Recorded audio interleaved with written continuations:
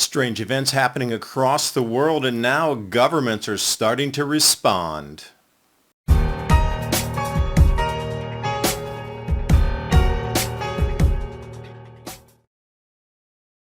And I do read your comments, and it said, David, tell us something interesting. You're so focused now on the economy. Well, it's part of the reset, isn't it? We're getting into the point where the economy's not going to hold because of the food disruption. So here you go. If you need to move and you're on foot, how to measure remaining daylight with your hand. Now you need to look at the horizon, and each of your fingers represents a quarter of an hour or 15 minutes.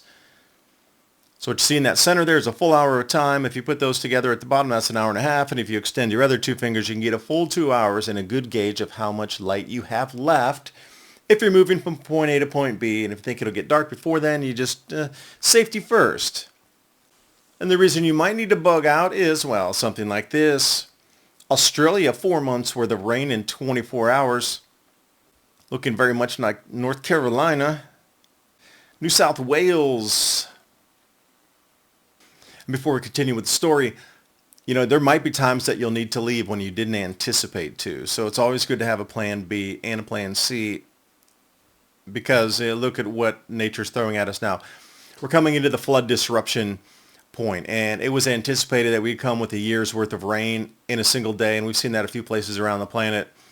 But this 4 months to half a year seems to be more and more and more common as becoming the norm. So there's no more just like smooth rain patterns. It seems like the hydrological system is totally changed now. And you might ask, well, what's doing that? What's causing the disruption?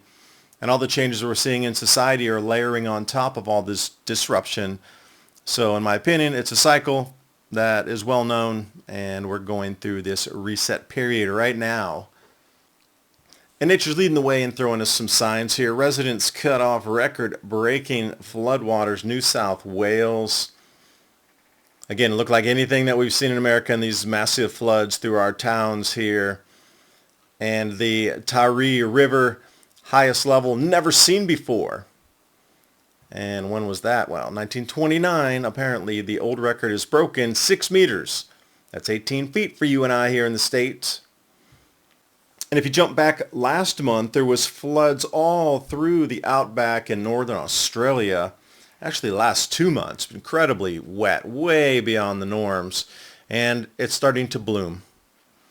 These dry areas that formerly were dust bowls are now becoming pasture lands.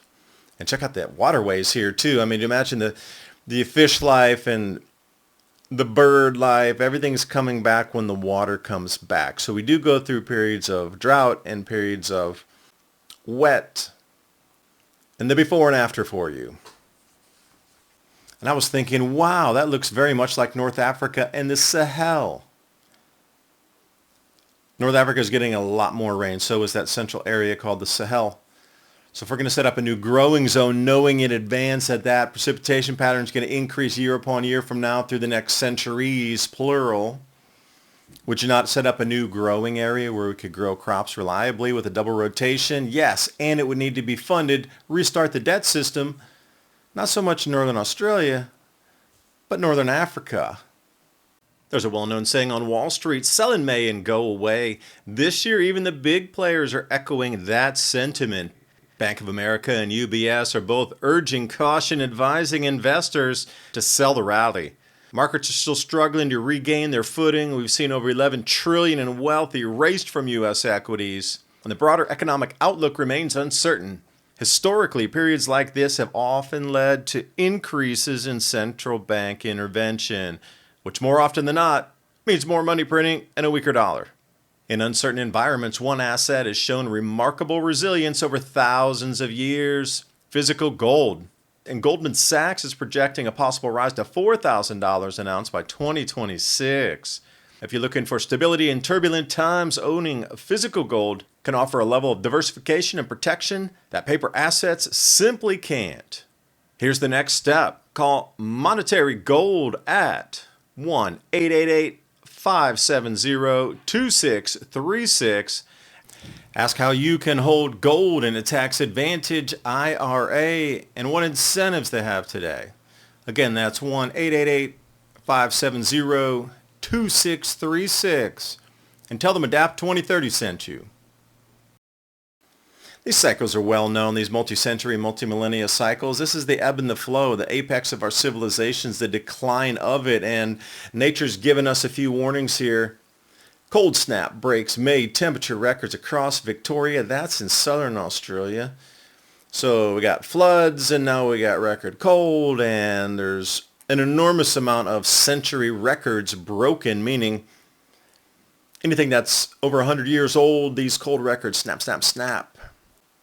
Now the harvest season's complete there, pretty much, because they were heading into winter anyway, but it's weeks and weeks early for the snow. The ski resorts are stoked, but these temperatures, 25 Fahrenheit, that's very, very solid freeze.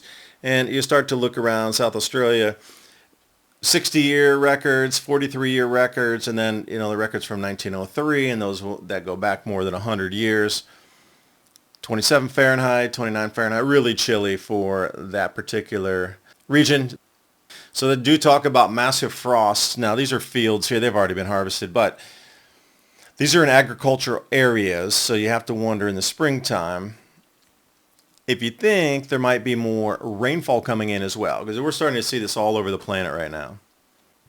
Complete disruption. So this article off of physics.org talks about the intertropical convergence zone and the disruption, the seesawing in incredibly low solar activity.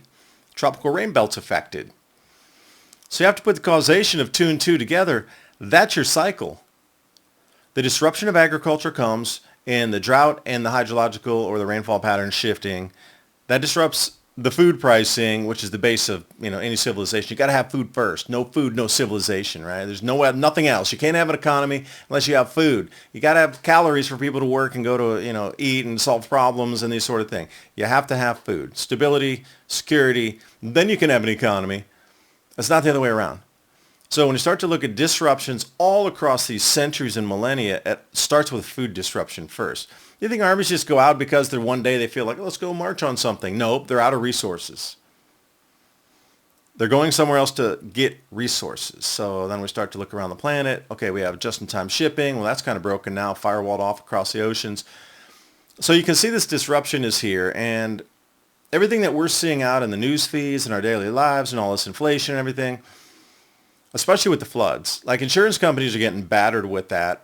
So the cost for them to repair all these flood damaged areas, fire damaged areas, tornado ravaged areas, that's pushing back on our premiums too, because building materials are going up in price. They're paying higher prices. Labor's up, and they can barely afford to stay in business. So I'm wondering when there'll be a rollover point where insurance companies literally can't operate. It's just too vast and too expensive. Then we'll have to start to think about what? Oh, digitizing assets maybe. The new economy is unfolding before your very eyes with the stablecoin issuance and the Genius Act in America, the central bank digital currencies in the EU. And why is it all rolling out this year? See, that's another thing. This year, 2025. This is dovetailing. It's all layering on top. So what is the deal with this year being so important? It's in the finalization of the emergence.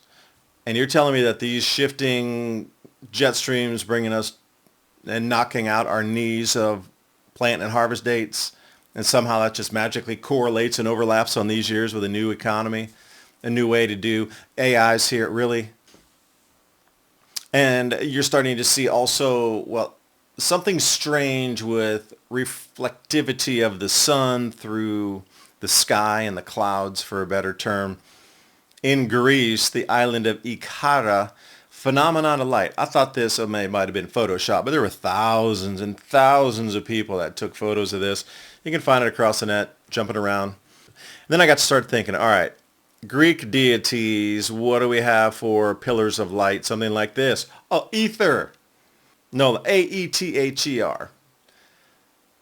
The god of light. And here we are. It looks like cuneiform text, but this is actually the symbol for ether. And it draws its roots from cuneiform in the Sumerian culture.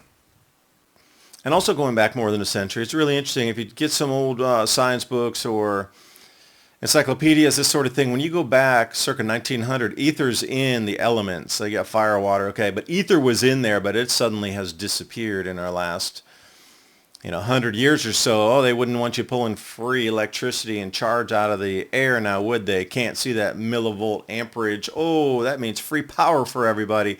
Get back on the system and pay your electric bill every month.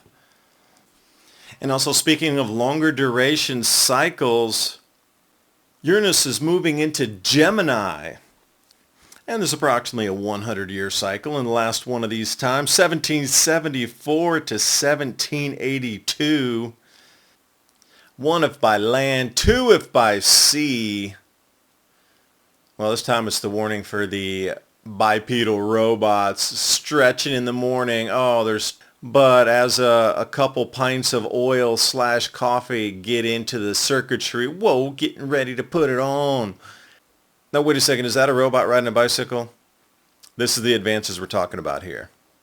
If you can't see, we are definitely at a reset period. This is just to the point where technology used to be released 1 year at a time, where you'd have a little advancement incrementally, like, wow, it's a new phone. Oh, the pixelation's better. Wow, the microphone's better. But now it seems they're jumping like on 5-year increments. Because something so complex as learning, AI and all these different algorithms and the different technology platforms that we can use to create videos, images, etc. Once you learn that, whoosh, then they jump something out that's a 5-year jump. Because their recollection, or at least the consensus is, 50 years ahead is where our technology really is, compared to what we're seeing out here on the street or in the advertisements or available for our general fingertips. Military and industry is 50 years ahead of where we are. So the overwhelm is now this technology jumping so fast that complex tasks that took a whole year to learn are null and void after the next release because you jumped 5 years versus being able to kind of roll and continue learning from that same platform year after. Now it's 5 years. We're seeing the same thing with these bipedal robots here.